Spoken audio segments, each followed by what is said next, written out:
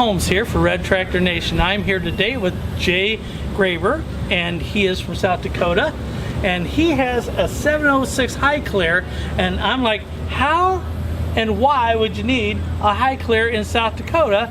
And Jay says, well, you wouldn't. I said, well, how did it end up here to be in South Dakota? And he said, well, it wasn't. So tell me, how did it end up in your hands, Jay?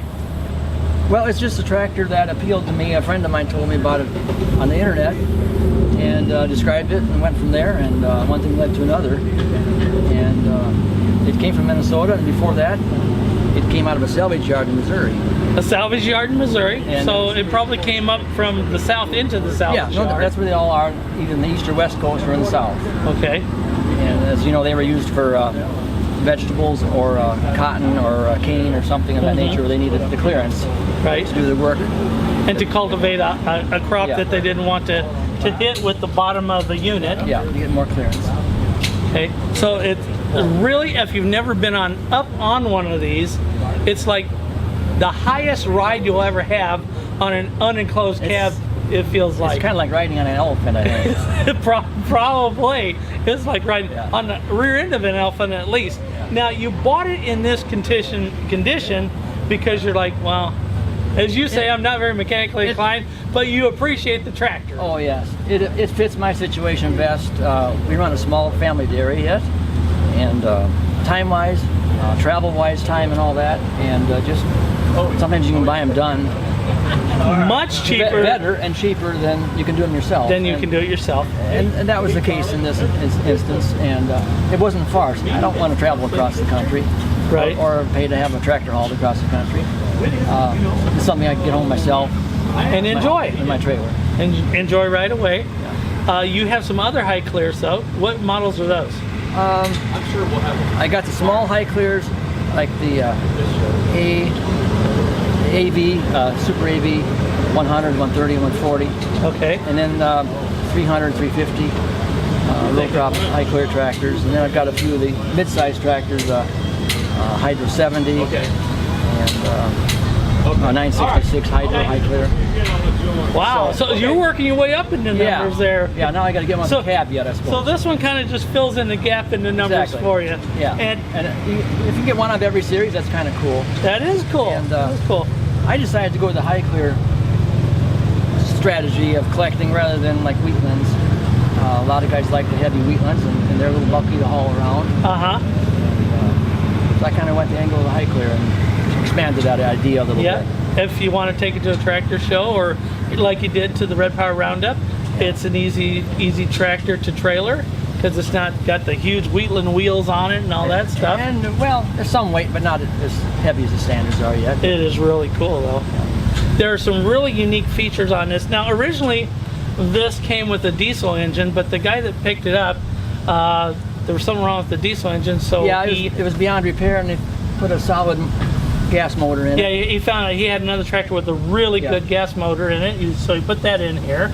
And what else did he have to do? The main thing was shot was the 3-point hitch was actually the same as the row crop. I was surprised by that.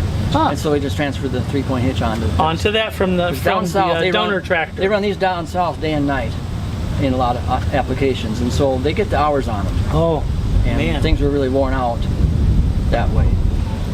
Well, you chose a good tractor. Here's something else. I said, no, that tire you're leaning against, that thing has the deepest tread that I've ever seen. Well, not only is it a new tire, but they also put on rice tires, which is right for these tractors. Okay, this is a rice tire. This is for rice fields. This thing is fully the depth of my fingers. I got little bitty hands, but man, that's still a pretty good deep tire. I was surprised they're still available, and he said there's no problem. Just order them that way.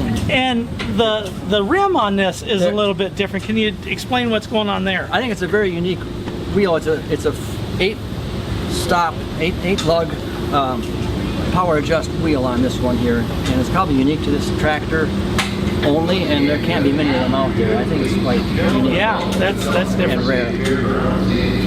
Well, you know what, Jay, if you've got good advice, if you're gonna buy a tractor, if you want to get in the tractor business collecting, and you want to be able to enjoy it right away, if you don't want to have to dump a bunch of money in it and learn how to do paint and mechanical and all that stuff, and you really buying a restored tractor is probably a pretty good investment. And it's never investment. Collecting tractors is not an investment. Trust me. I've never seen a guy yet to say I collected it for an investment. We just collect them to keep them. But if you're going to collect a tractor and you want to be able to have it, use it right away and it look nice, well, like you say, a lot of times you'll spend less money buying one that's redone than buying one and redoing it, unless that's really what you're into Or able to do. and able to do. Then more power to you. But man, there's nothing like picking up a tractor, a new to you tractor that looks almost brand new, and being able to enjoy it right away and saying, man, appreciate the effort that the guy put into it that restored it. He did a fantastic job. More power to him. And you're a lucky man to get her. I admit, you are a lucky man to get her. I've had lots of good comments, even from family members who don't appreciate what I do as my hobby. We won't mention any names, though, will we?